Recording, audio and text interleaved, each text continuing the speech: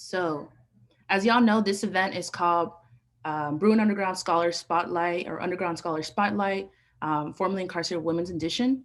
The purpose and my intention to focus on mujeres voices is to elevate the space. Also, myself, I identify myself as a brown mujer, so I'm always kind of just like being conscious about where I'm entering, whose voices I'm elevating. I do want to share. I am not formally incarcerated myself. I'm someone who is system impacted. So my stories is like just an individual who's been impacted by the carceral system. Here you get the chance to meet Raven, Jacqueline, and Joanna, three mujeres who speak about their stories. But before we get there, I want to share with y'all an acknowledgement statement.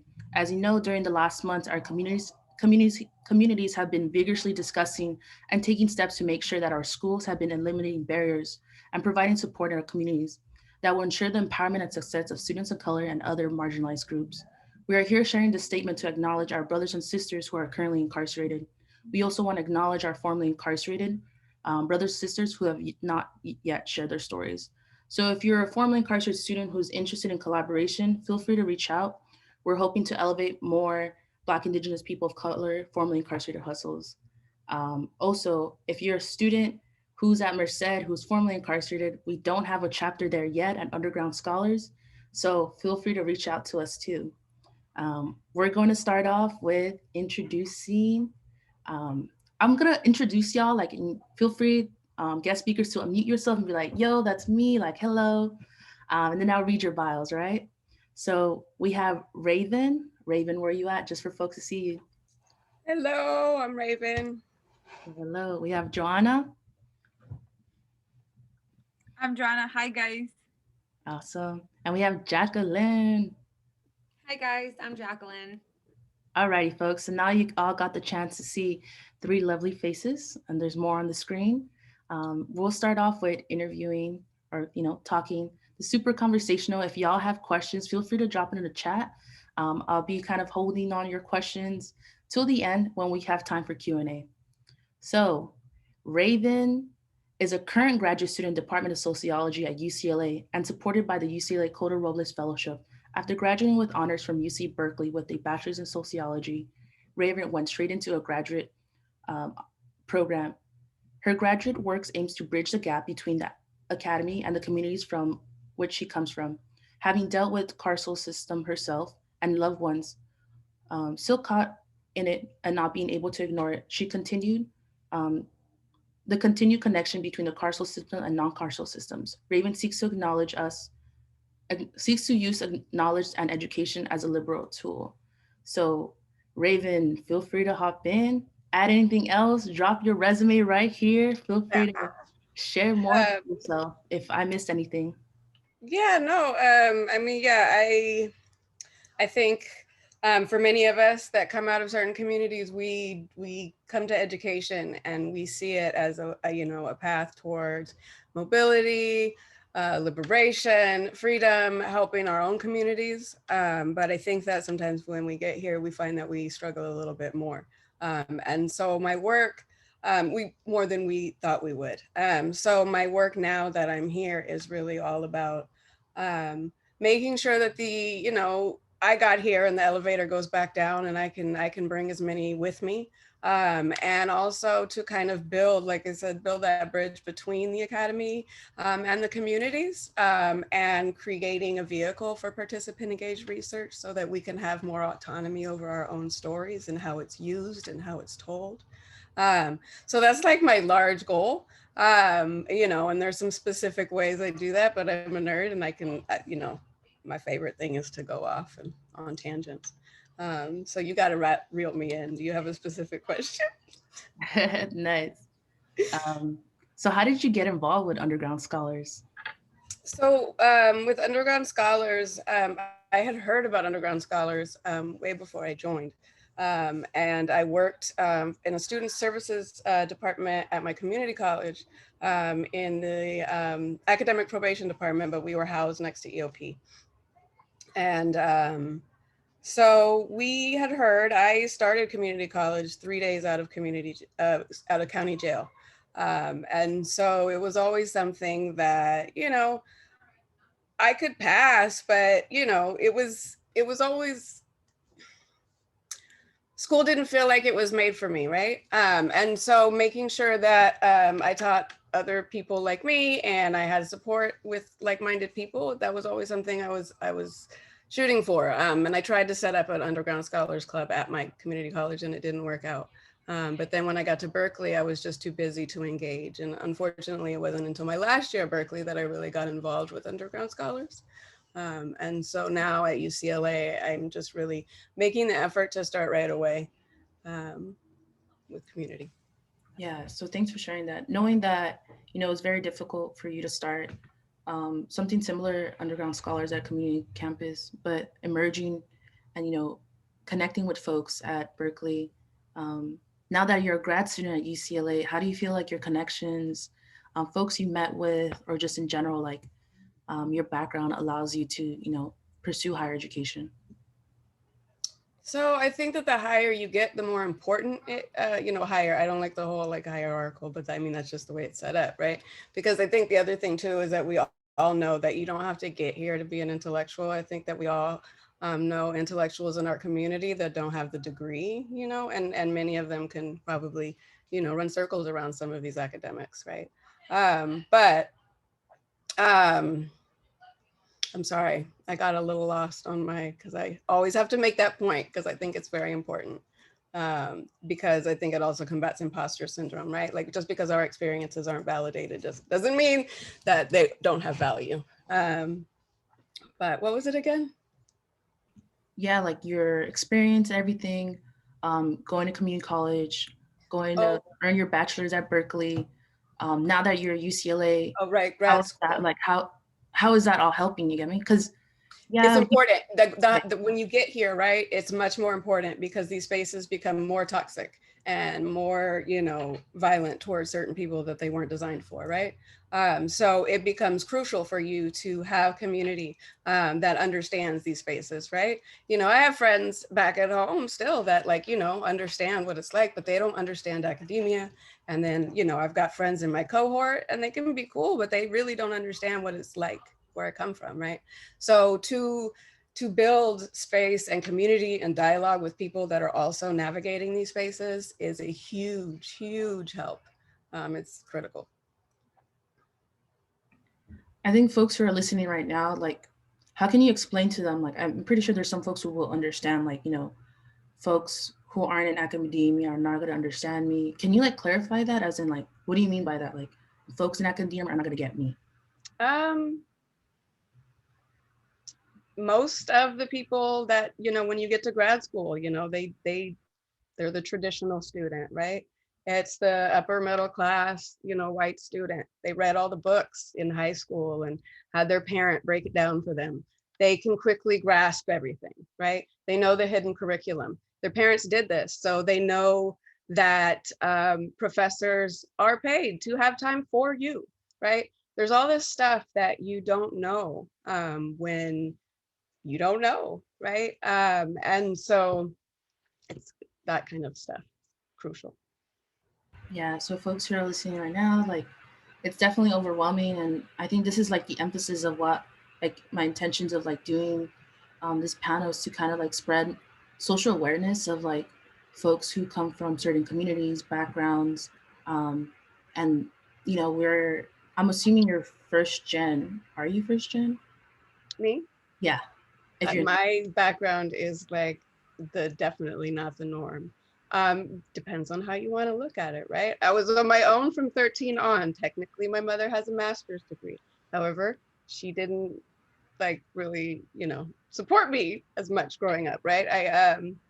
My sister, former foster youth, but she went and got a PhD. We also came from the Bay Area, and I was born in the 80s, which is a whole different kind of, you know what I mean? I don't know. yeah.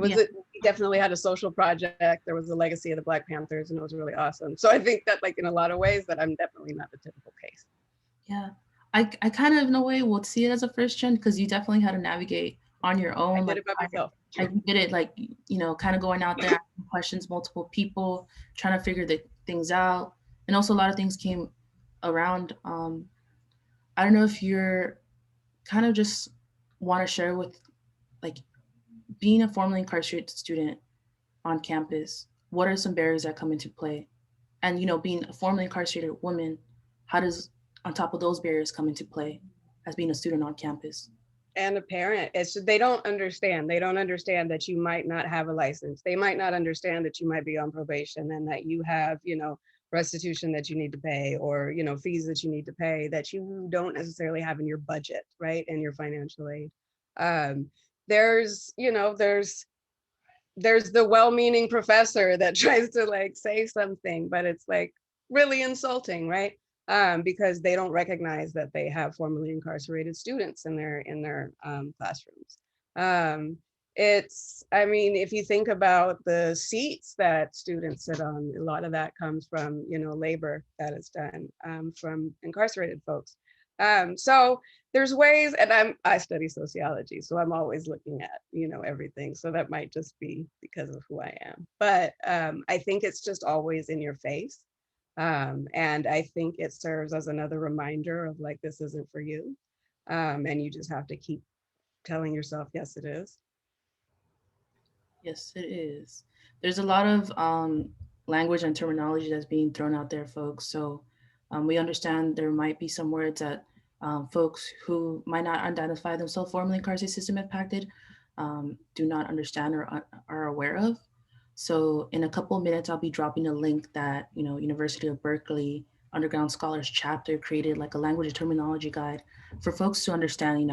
What does it mean to be system impacted or formally incarcerated? Like, what are those terms, like questioning public safety, like what does that all mean, right? It's a group of students who kind of come from similar experience and work together to create this language for folks to like not dehumanize an individual who's been locked up. So I do appreciate Raven for sharing your part of the story. We're going to transition to our next guest speaker, but don't worry, we're going to pull everyone, all three of us, four of us together, for all of us to chime in after. Joanna and Jacqueline, definitely keep in mind if there's something that Raven said that might have resonated with you and just like, dang, like I was in the same boat. I feel you, or sometimes like, what? That wasn't my story. My story is completely different. So next up, folks, we're going to introduce y'all to Joanna. Joanna, share with me how to pronounce your last name. Carvajal, so Carvajal. Oh, Carvajal. Okay. Joanna Carvajal currently works at Homeboy Industries, a nonprofit that provides hope, training, and support for formerly gang involved and previously incarcerated men and women. As a board liaison at administration, after being part of foster care system, joining a gang at 15, being in and out of juvenile detention camps, she went to prison at 18. At 19, Joanna committed herself to a program at Homeboy Industries. While there, she allowed herself to heal. She became a mother to a daughter and participated in individual therapy, secured housing, removed her tattoos, and now is attending UCLA to pursue her bachelor's in political science with a minor in history. So give it up, a round of applause to Joanna. Joanna, feel free to share anything else that I wasn't able to include or you think that really needs to be emphasized out there. You get me? I mean, I think a big part of it is that I had like a nonprofit there to support me because I was raised like pretty much in the foster system since I was like in the sixth, seventh grade. So I pretty much like had gave up with life. I got tattoos on my face. I don't know if you could see them. I could put makeup on to hide them now. But I mean, I grew up in the foster system, placements, probation camps. I know Leah from probation camps before, like we were incarcerated. Never in my life would have thought I'd ever want to go to community college or university.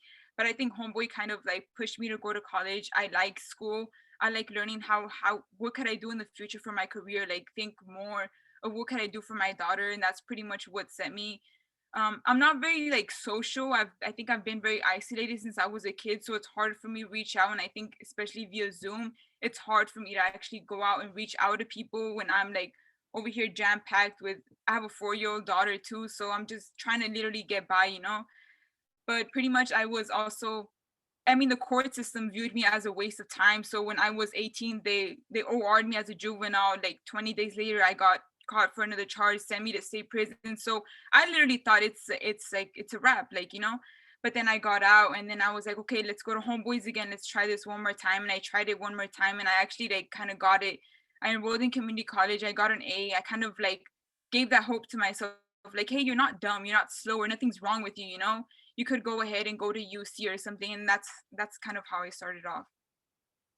Dang, that really, I'm just trying to like, listening to what Raven said earlier, like higher academia, like, because I said higher academia and Raven's like, nah, I wouldn't say higher academia because it's like no social pyramid. And then you saying like, you got an A in your class, you didn't feel dumb.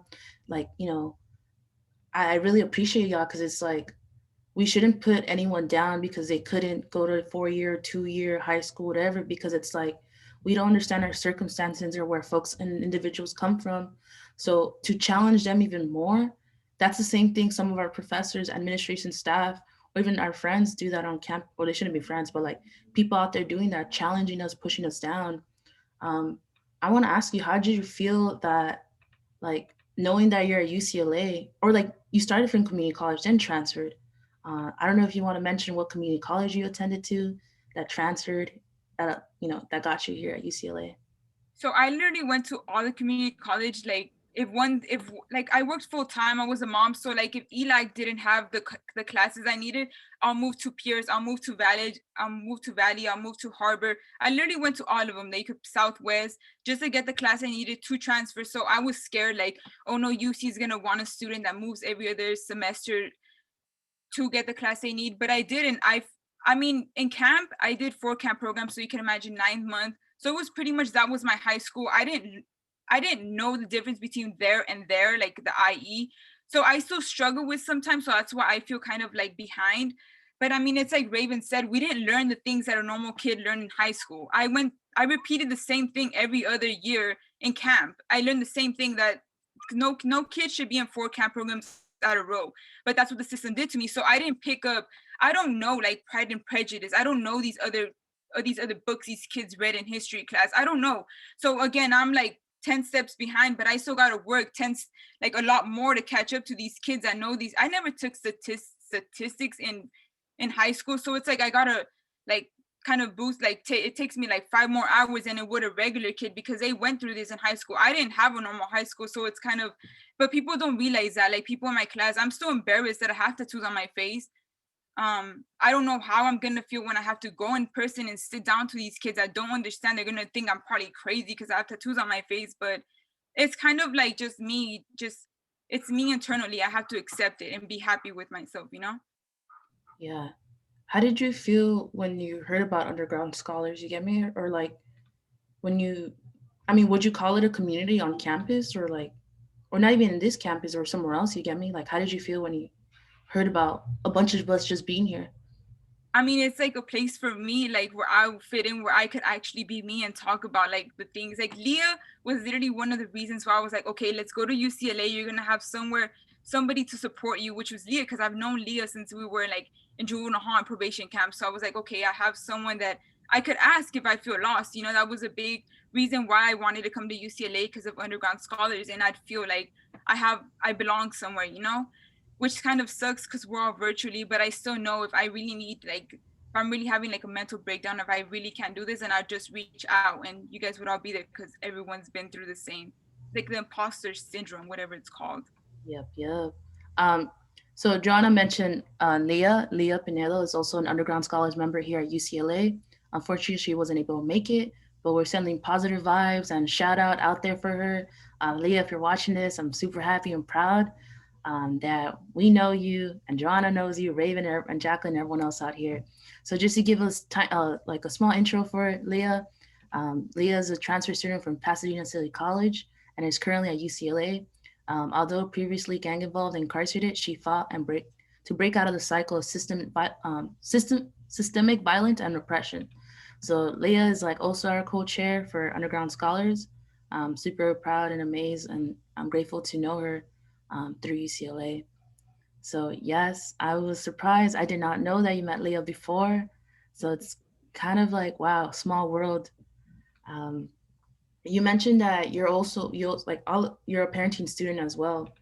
Um, you know, what, knowing that, you're a parent, formerly incarcerated, like, and you're out here pursuing higher education, what does it feel like, you know, talking to your daughter and just like, dang, like, kid, I'm at UCLA, like your mom's at UCLA, like.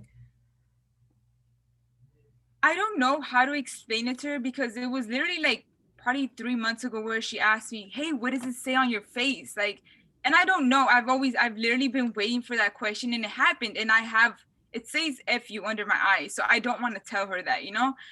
So it's like, how do I explain? Like, I don't know. I'm just trying to make the right path. I don't know how to communicate to her what I'm doing. I still don't know, like, technically how I'm getting by. Like, she's in preschool Zoom. I don't know. I literally just get by. I mean, it's okay not to know. That's how I'm getting by. And I don't know how I'm gonna explain to her in the future that, hey, your mom had tattoos on her face. I don't know, but I figured out eventually. It's hard still till this day. Yeah. Yeah, for sure. I don't think everyone would like, I know you said right path, but then it's like, is there like a right path, like one guided path for us to like pursue it? Like just like going to a 2 year, 4 year? Is there like what is it? Like there's no linear path or timeline, you get me?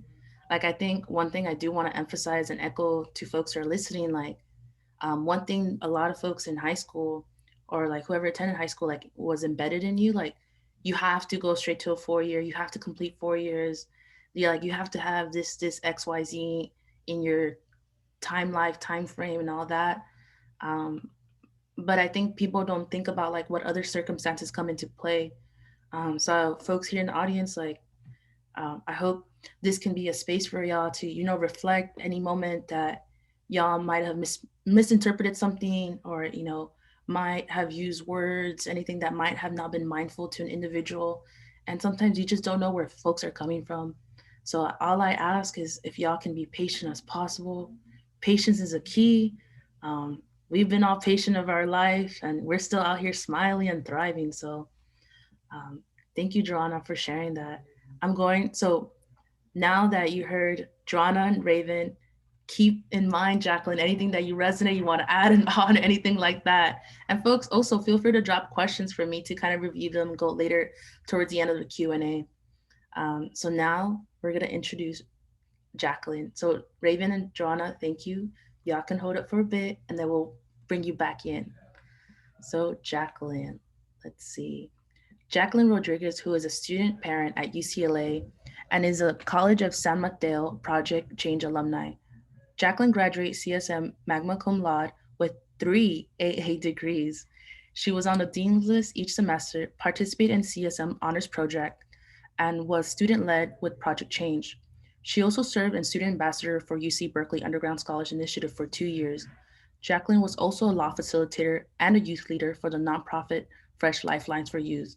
As someone who's been previously incarcerated as a teen, Jacqueline is passionate about serving her community and helping young adults in juvenile justice system. Most recently, Jacqueline worked with the Youth Law Center to bring her incredible story and insights around juvenile justice to the forefront advocates of the Policy Senate Bill 716. She was also working on organization nationwide, as well as presented nation statewide conferences, participate in panels, share personal experience to empower others. And she's definitely empowering folks today. Trust me, all of y'all are doing it too. So bring it up, English major at UCLA, who is planning to attend law school to become a criminal defense attorney, Jacqueline. Feel free to add anything else. Uh, drop your resume too and tell people like who you are, how do you identify, um, any identities or something that resonated that Raven and Joanna shared.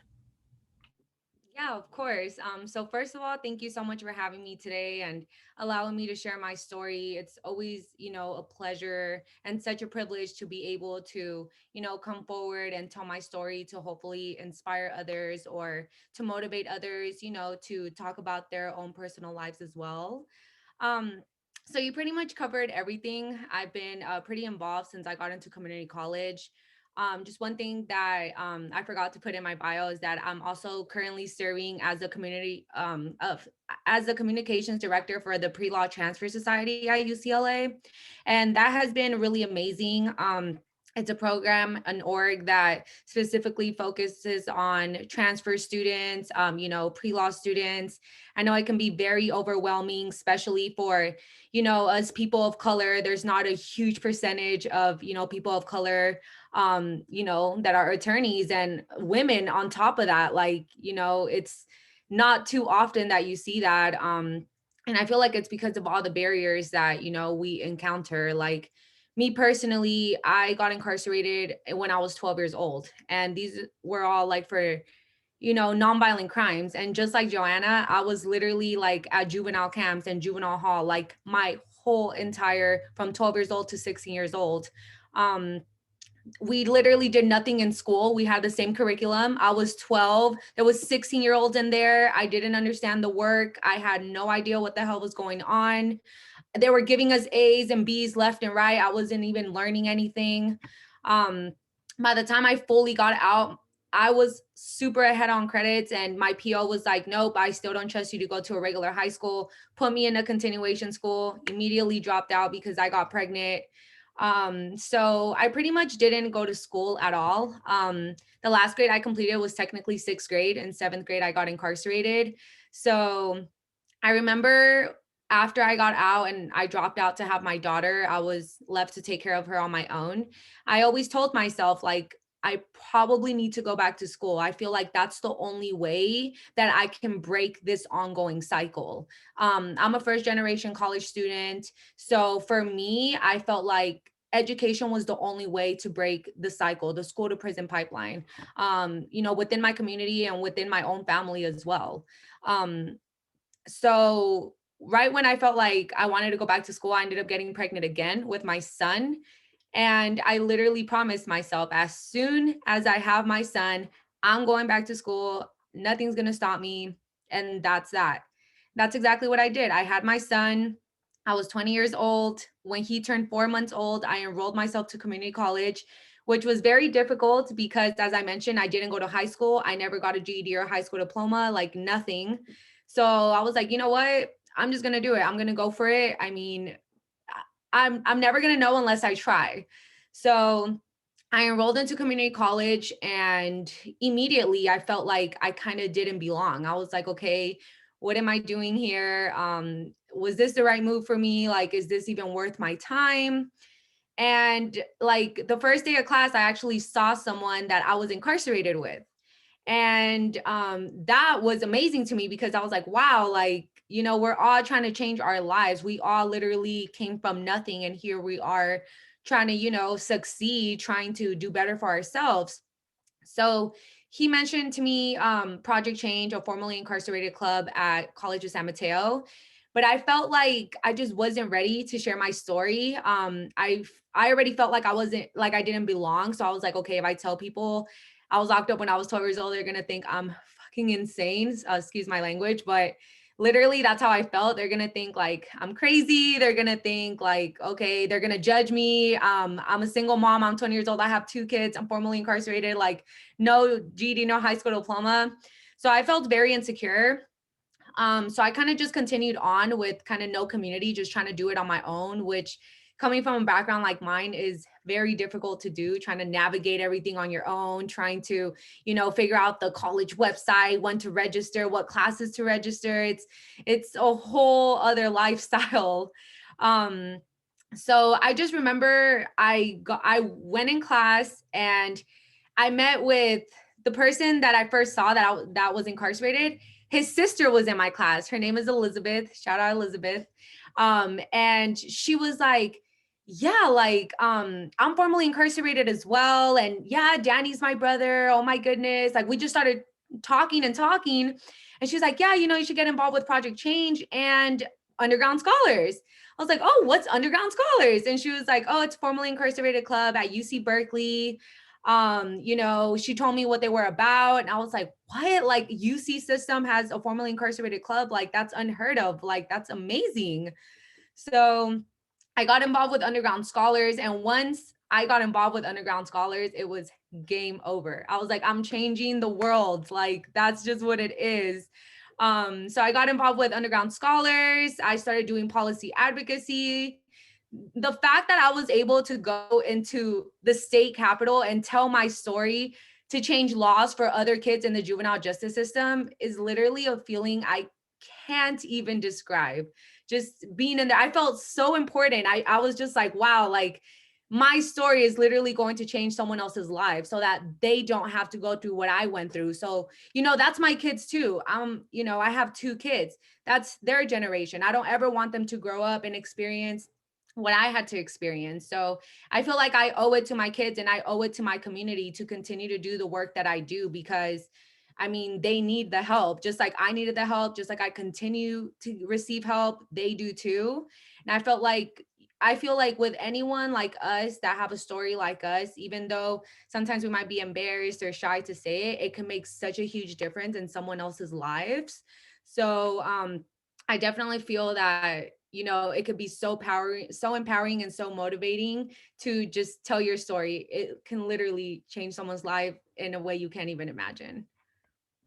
Dang, thanks. You saved me time for not asking questions because you went straight in. I appreciate But one thing I did notice from all three of you, y'all kept saying my story, like my story. And I was just like, yes, own it. Like, but we also want to know there's folks who are definitely, shy away about their identity. And, also them, like, y'all opening and sharing about your stories allows y'all to advocate for other folks who are like, I don't want to tell people like I'm formerly incarcerated, system impacted. And it's cool, like, if you don't want to share, like, the world don't need to know if you don't want to share. But thanks to y'all three, like, y'all, like, and many more of y'all who share your story, like, it allows changes, you get me? It allows for things not to repeat. It allows, like, for them not to even be pushing more like bricks, like making them, because y'all already building that foundation. Like, so I really want to appreciate y'all for just being so open about it. Now y'all three are stepping in right now because I'm gonna ask all three of you this question, okay? um I heard some of y'all say support, some of y'all said like no support in some spaces. But I want to ask you, like, before I get to the support system, like, how are y'all handling like this virtual thing? Like, cause hey, getting involved virtually, like, I know Jacqueline, Joanna, this is your first year at UCLA, or basically your second quarter.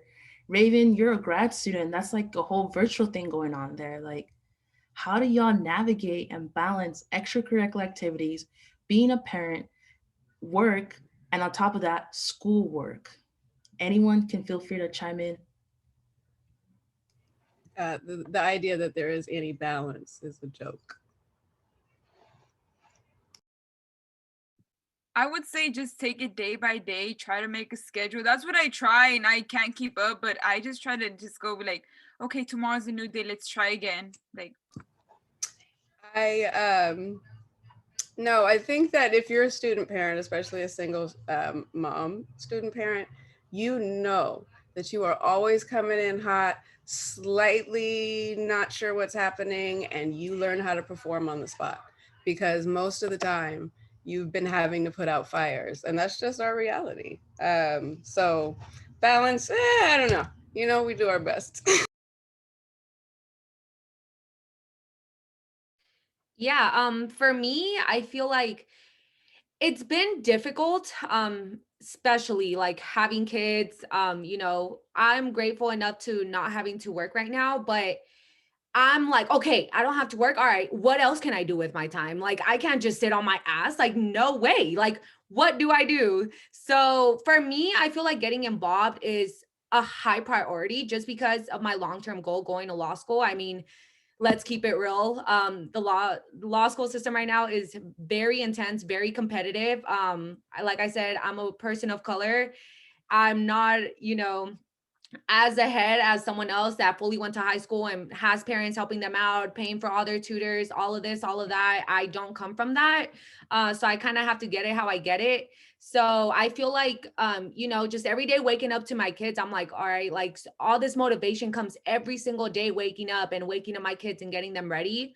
So I kind of force myself to get involved. So, for example, with PLTS, with the Pre-Law Transfer Society, I saw what they were about. I was like, this is a community I need to get myself involved in. It's going to push me forward. It's a great network to have. It's going to benefit me in the long run. And obviously there's little things that I have to do here for the org, but at the same time, the little things I do for the org are so fulfilling to me. Like, I share resources. I reach out to people to come join us at events that I know can help them. It's so fulfilling to be able to do that, and even work with underground scholars. I feel like it's just feeling that community. I do stuff for you, you do stuff for me, and we're all kind of, helping each other out, which is very important. So even though it's difficult, I just feel like you got to have that self motivation, and kind of force yourself to do it. Like, if I have a paper due on Friday, I will make an office hour appointment on purpose on Wednesday to get a review on my draft so that I can make sure I have something done by Wednesday. So those are kind of just little tricks that I use, to kind of force myself to get stuff done, but always just having that self motivation and keeping in mind that it's, not a small sacrifice, but in a sense, a small sacrifice for such a huge outcome. So it's like you work, work, work right now, and then later on, all, it all kind of falls into place, and it's all so worth it. So definitely keeping that self motivation for sure. Can I just also say, she was saying something about the groups. I think that especially when you're really busy, that's a huge help, right? Because somebody's going to pay attention to something you missed. And sometimes those peers and that support pulls you back in when you don't. And they help keep you kind of on track and focused and avoid missing deadlines. So I think that that's a huge piece of it. Do y'all ever get overwhelmed by just being in a lot of groups? Or because it's just like, you're already on your Zoom like all day, and then on top of that, there's all these chats coming through, like, and it's kind of like, I'm gonna feed my kid or I'm gonna check on these chats. Quality over quantity. That's why I think like groups like USI are so important, because like I think in undergrad especially, you get like resource overload, and some of them are just not good for you. So having, a student, because and that's why I really appreciated USI when I finally got involved, because even the student parent center didn't really match my needs. It was like I needed to talk to the student parents in underground scholars, and that's really where I found my community. So like finding your community, and like, like needs, is huge, and then it helps filter through those resources when we can share what we actually need with each other. Okay, I'm gonna interject there because y'all already tapped into. I heard one community there, one community there, one community there. Joanna, you mentioned you found community at Homeboy Industries. Like, are you open just to share a little bit about, like, what that community support looked like, and then kind of transitioning into underground scholars? I mean, the support I got at Homeboys was like everything from like if I was homeless, it still helped me out just so I could succeed in community college. I didn't have the support anyone like babysitter wise, it helped me out. Like I can't get a job nowhere else because I have felonies. I already have like a felony from prison that pops up a lot. So that kind of stops me from getting a job anywhere. I have tattoos on my face. So nobody else would pretty much take me but them. So they understand that. So they hold on to me. I still work for them because the tattoos have not left. Um and pretty much just being at that, I think underground scholars being at a circle that understands where I come from too, like that understands like the parenting needs, like nobody understands what it's like to go to the doctors and have tattoos on the face, and even the doctor shames me like she must not be a good mother. You know how embarrassing it is that I don't even want to take my kid to the doctor because I feel ashamed of myself. Like nobody understands that unless you've been in like unless you feel embarrassed of yourself. Like, and it's because I didn't feel embarrassed before. I feel embarrassed now that I want a better life for myself, that I'm ashamed of like how I looked, and it's kind of underground scholars that helps me realize like, hey, don't be ashamed of where you're from. I think you mentioned it earlier, Ritz, where you're like, people are ashamed of where like they're formerly incarcerated. And I think everyone deep down is somewhat ashamed of it, but underground scholars makes that space where, hey, it's okay. Like, it's okay that you were in jail. You're not crazy, like make that space. You're still a good mom. I think Homeboys has been the reason why I know I'm a good mom. I try my best for her.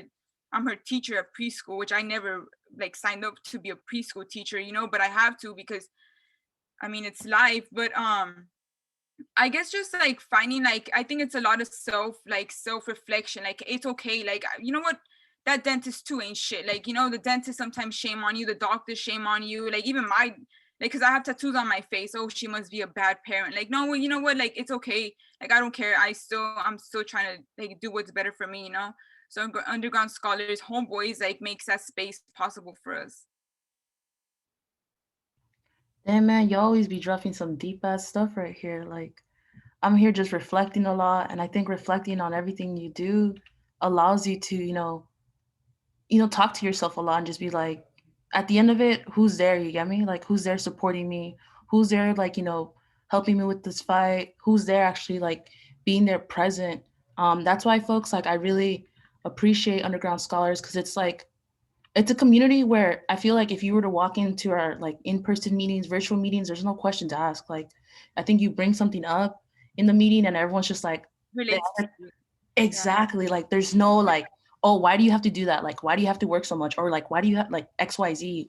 Yeah, people don't have to like actually mention to know what we go through, but it's like some people that don't come from don't understand how embarrassing it is sometimes to go to the doctors. Like they don't understand how many times we go cry after an interview or something because we know it's not gonna work out. Like, people, but I don't have to mention that like at Homeboys or Underground Scott because I know I won't be shamed for it.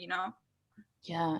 And I think one thing I really want to also kind of spread some social awareness out there. Folks who are formerly incarcerated and are in UC system, um, work study is hard to get. Like, I don't know if you want to agree or disagree with me here, getting a job on campus because of your record. Like, I uh, haven't even tried because I know I won't.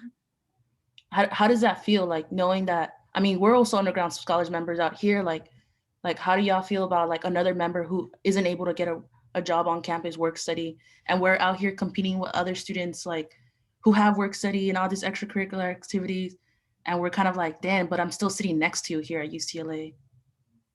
I mean, maybe that's why I don't want to apply because I know I'll get rejected. That's why I'm so scared to get involved at UCLA because I know I'll be rejected. Is somewhat the part, which is like, okay, just go look at externals, like internships. Like, I don't know, maybe I'm scared to get involved with like school and it's harder through Zoom. Like, I just started when it was all Zoom. So, which is why I'm not like that involved with school as much as I wish I could. Just a fear, I guess, of rejection, which is why I won't even like try. Yeah. So thanks, Froggy, for bringing that up on the chat. Not there are some departments. It's very tricky for someone who's formerly incarcerated when it comes to applying. There's some departments that automatically reject you for work study. There is like student help, which is money through the department. So there are departments out there who hire folks um, and like from what my understanding at UCLA, I think Froggy right now is sharing like at Berkeley they hired folks with felonies, but I think that's because there's a very strong ground of underground scholars at Berkeley that allows that to happen. Berkeley does have that very strong foundation when it comes to the program, but it's now like how do we spread that out to different chapters, right? Like how do our other members from different campuses are able to tap into these services. Again, Froggy, I appreciate you sharing that because it's always good to clarify and know folks who are listening to this virtual thing or recorded that like Berkeley has a very strong foundation. And now the next step is like, how do we spread that out, right? Because, our members out here are going to be applying to grad school and different campuses and like what's going to happen next, right? How do we look out for each other? Um, and yeah, I want to ask folks who are here present right now to start dropping questions, any like comments or concerns, something that you want to like understand. Anyone who's formerly incarcerated system impacted, because I'm pretty sure a lot of y'all have questions running through your mind, but are a little worried to ask. I see Berto, you raising your hand. Feel free to hop in. Okay. Hey everyone. Hey, thank you guys. This was like I was just sitting here, just like listening, just like taking it all in, and I really. Are you guys ready for a super loaded question or? Anna's like, yeah, Like bring it. life Okay. is loaded, man. See, the thing is, like like as a formerly incarcerated student, like I did like a lot of time, right? And I spent a lot of my time in spaces with nothing but men. And I learned a lot of like male toxicity, a lot of like things, a lot of things that when I got to these spaces of higher learning, I had to kind of like unlearn them, or I had to like check myself a lot, or I had to, had to do certain things that I knew like right away were like, oh, I ain't acting right, especially around other types of people, because in prison you're just around men, and a lot of those men are like really tough, they think they're really tough guys. So I guess my question to all three of you would be like, how do you, as formerly incarcerated and in this population with a lot of other like males that have paroled from prison after time spent, and you noticing certain things, because I know that the things get noticed, but maybe even sometimes even unsaid, or sometimes it's kind of hard to check someone, right? Like how do what can if any of you can like talk about any strategies, or like how do you navigate through that space, through like the actual space of underground scholars amongst certain toxic males. And I know that's like a loaded question. Like, if you guys, if you want, if you guys don't have to talk about it if you don't want it, but I mean, I would say, at least speak for me and like everyone else, like at least formerly incarcerated women are, at least my neighborhood was majority men. Women aren't supposed to like, so I was raised around men. They kind of taught me how to like carry myself and everything. So I think we're used to it. We understand. At least I understand. I understand that there's usually like, there's like this thought that only women can't be good gang members. So I always thought against it. Like, no, that's not true. Women can always do the same as men, maybe even better. Like, it just depends on the person. Like, it doesn't have to do with female, male, like which is better. And I think just like speaking up, a woman should also feel free to speak up on what she believes, like what's on her mind. Like, just because you're a woman, it doesn't make you any less. Like, you are the same as a man. That's how I was, like, that's what they told me. You are the same as a man. If you don't speak up for yourself, then somebody else is going to speak over you. So I just use my voice since I was a little kid. And if it means like getting beat up by a man, then it means getting beat up by a man. That doesn't mean like, and it sucks because men always have like physically, or like, but I mean, as a youth, I was just raised like, always use your voice no matter what. Just use your voice. I mean, like Joanna said, I was gonna say, like, I mean, USI is not different than like the communities that we've been in. So it's always, and I've never been shy of confrontation. And yeah, I mean, if I take some lumps, but you're not gonna disrespect me, and it's gonna be easy like that again. I feel like for me, I haven't really encountered that personally. I did a lot of work. And first I was like involved with Berkeley Underground Scholars. And I know when I would go to like, get help on my UC apps, or, just doing the student ambassador program, I learned just as much from, the formerly incarcerated men, just as much as like the women. So we all came from similar backgrounds, even though we're male and female, we can relate in so many ways. And, I've gone up to a lot of, the formerly incarcerated males of underground scholars, and all right, what are your insights?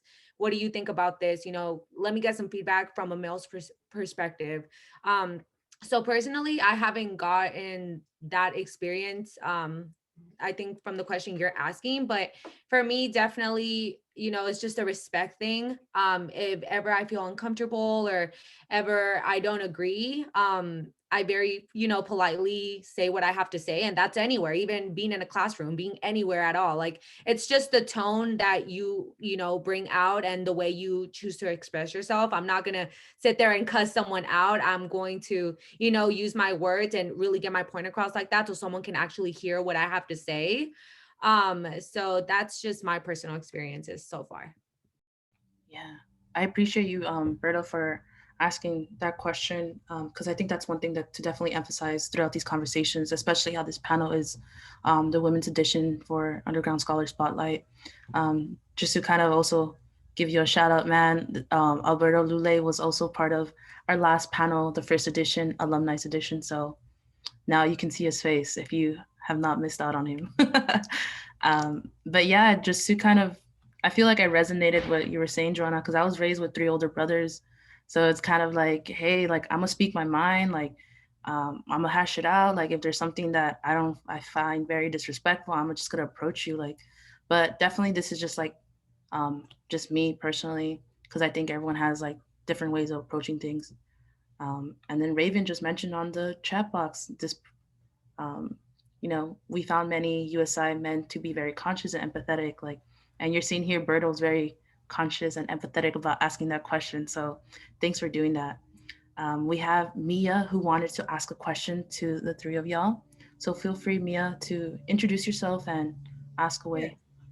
Hello, my name is Mia. I am the program director for the Students with Dependence program within the BRC. And all of you have mentioned that you're parents, and I'm just thinking from like a program director point of view, like what are some suggestions, or what are some ways that we can make, our programming more inviting, or make it more appealing for you all to get connected to? So I'm thinking specifically about me because, you all mentioned that you're parents, but then maybe other people that may be listening that want to, make our community inviting and make you feel like you're a part of it. What can we do? What would you all like to see? I can go first on this one if that's okay. So Mia, I just want to give you a huge shout out because you have been so helpful to me since I got to UCLA. I mean, everyone, you, Jessica, everyone. I barely know you too, and I feel like I've known you for so long. Like we email back and forth. Mia, I'm stressing about this. Jessica, I'm stressing about this. I need help. I need financial help. Who do I reach out to? And it's to the point where you guys are like, okay, well, let me see what I can do. Let me hit up someone else to see if they can help you, since, we can help you in this way. Like, I feel like just that is so huge for me personally. And I can maybe speak for everyone else because you feel that support. You're not just like, you know what, I don't think we can help you. Like, my bad. Like, you're like, no, let me get you any help that I can get you. And, let me work with whatever you need. So I think that's always really important because you need that, especially coming into a campus where you don't know anything. I just moved down here to LA from the Bay Area. I have no freaking idea what's going on over here. So I feel like just being able to have that support system is so important, and just continuing to do that with students, not kind of leave them hanging, which is definitely not what you guys do.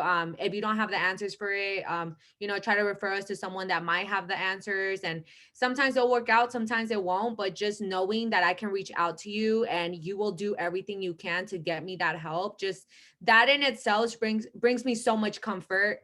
And I just want to say I'm like truly grateful for your program, for all the programs out there that really look out for their students, especially student with dependence. Like, I feel like our group itself is so crucial because it's so difficult being a student parent.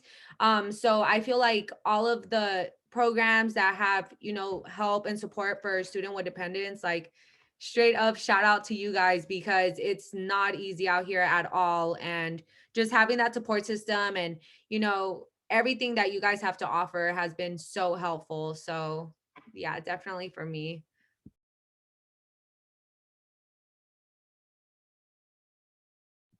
I mean, personally, me, I don't really know yet because I'm just simply trying to get by with school and Zoom and everything. So I haven't really been able to follow up with all the emails that I get.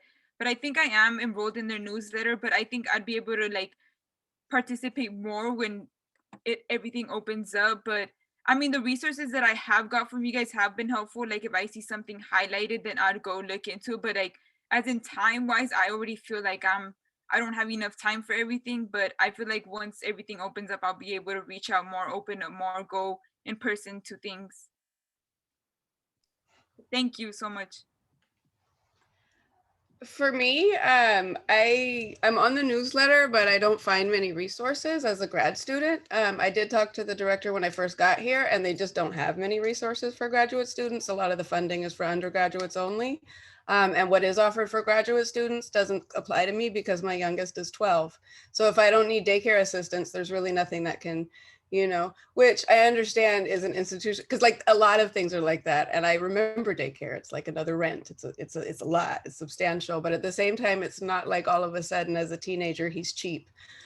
So, funding for like older kids would definitely be beneficial, and just, thinking about graduate students. Yeah. Thank you. Thanks, Mia, for asking that question. I know we're almost running out of time, but I want to ask the panelists first. The three of y'all, there's two people still eagerly asking questions. Are y'all still open to staying and answering those two questions? If not, it's okay. We can definitely email everyone towards the end. Just thumbs up, nod, anything. All right, cool. So I think Froggy, you wanted to ask a question. Feel free to ask. Hey, what's up, everybody? Right now, one of the campaigns we're working on at UCLA, in case people don't know, is we're fighting for space to have physical space on campus. And I want to ask the panelists if they could share their thoughts of how they envision things would be if we had physical space on campus.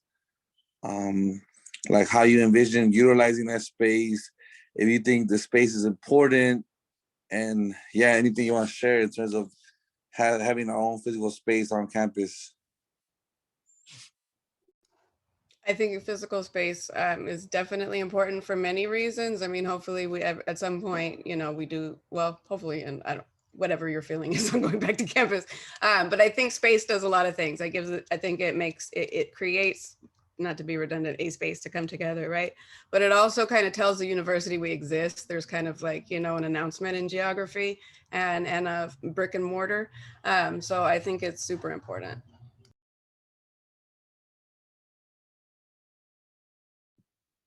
I think also the space at school would be kind of important because I mean, many of us already rush to go home, pick up our kids. Like just the thought of having to drive somewhere off site to go meet or somewhere else, like that's already like discouraging us not to be able to even participate in things. When if it's at school, it's like, okay, I can just get off class and go, or I can find out a schedule that works and I just have to go right there. Cause I mean, traffic in LA is horrible. Imagine having to drive, I mean, even like 2 miles is like 30 minutes in LA nowadays, you know? So just like the thought, like, oh, I have to pick up my kid by 8. If this meeting's at 6, I won't make it. So like, just that's, I mean, one reason why I probably won't, like, it'll be hard for me even to attend if I have to go drive off somewhere else and go back to the valley. Like just the thought of that, if we don't have physical space.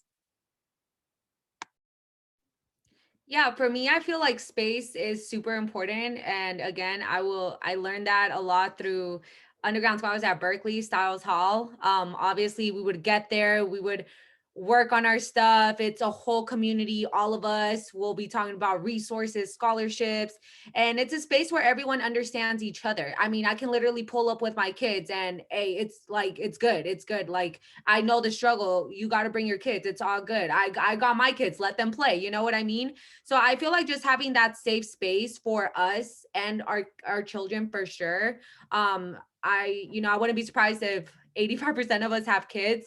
So I definitely feel like, that's important. And just providing, even if it's like small little snacks, like I saw in the chat, I think that's important too, because you don't know someone's background. You don't know if someone is too shy to ask for a meal or even a snack, or if they even have the money to buy it. You don't know their circumstances. So I feel like just having the option there for them, even if it's a freaking granola bar, like I'm sure someone went the whole day without eating nothing and they pulled up to our space and there's a granola bar right there that's going to get them through a whole nother hour or two of studying.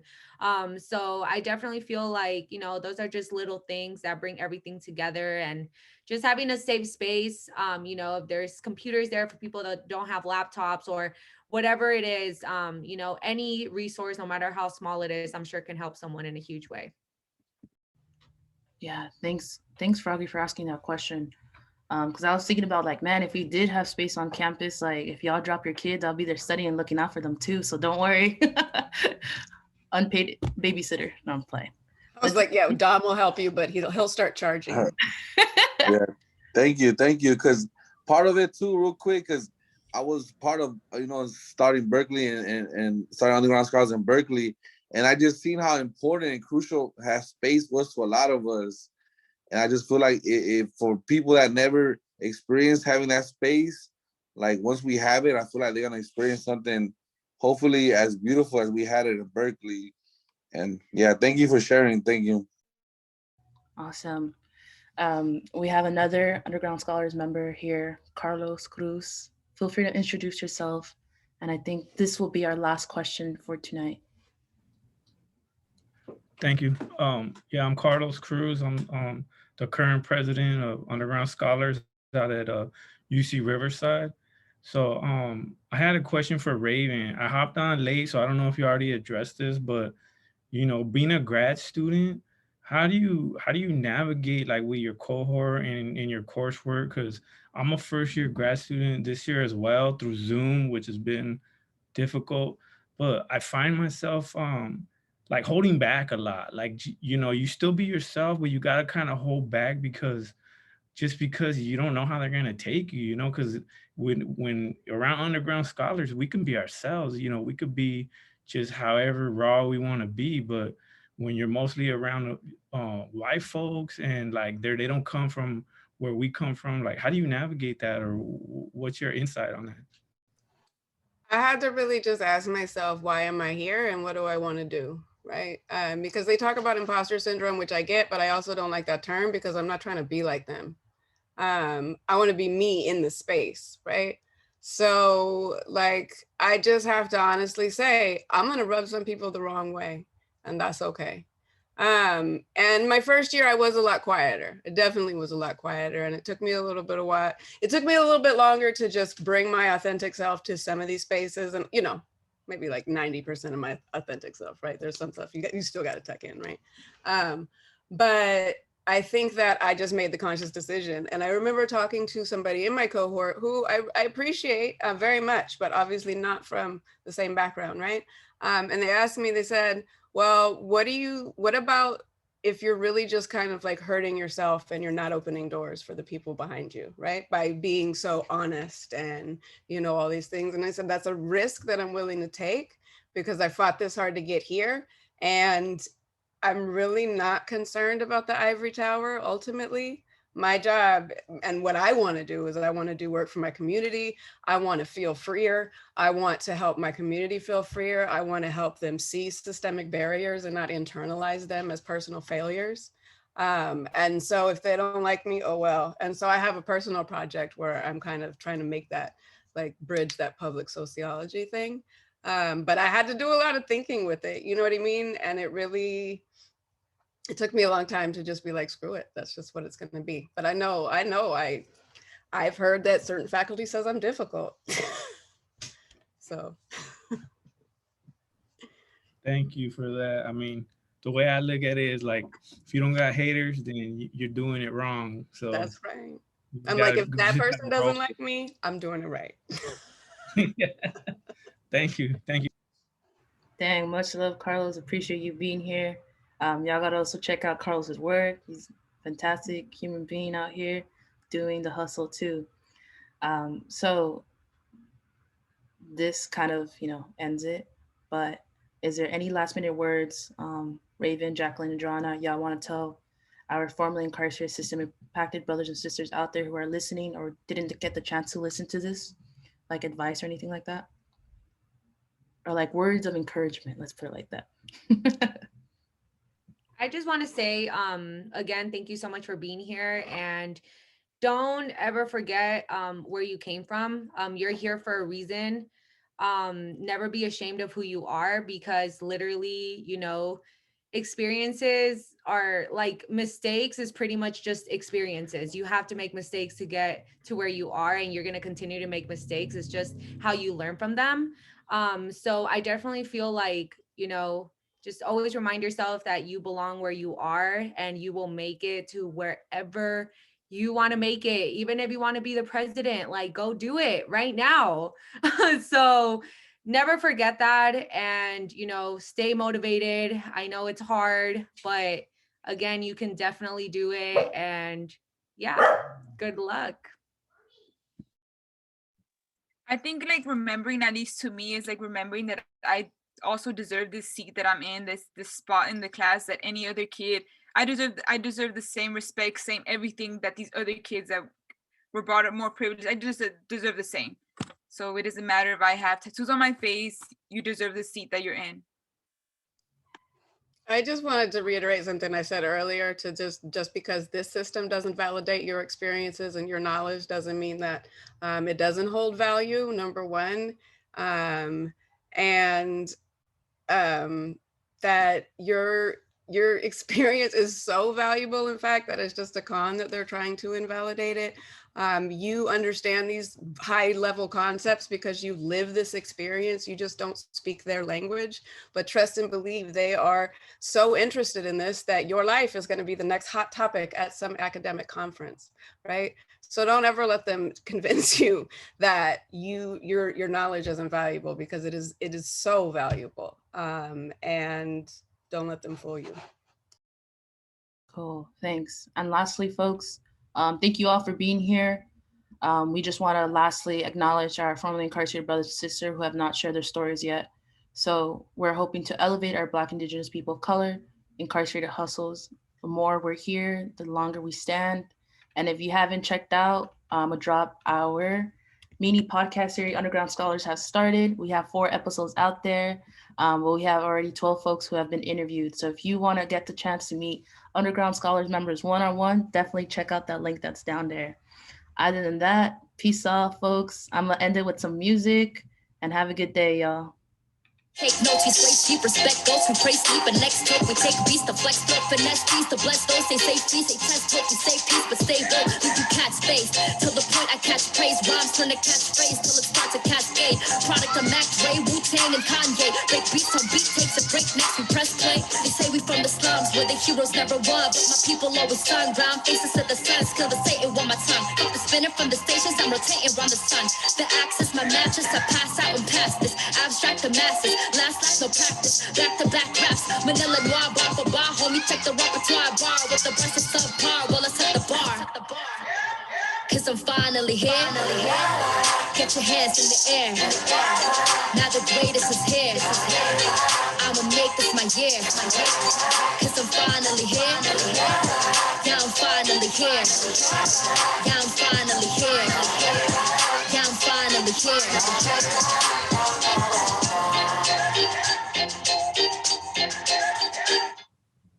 Cool. I'm gonna stop the Facebook.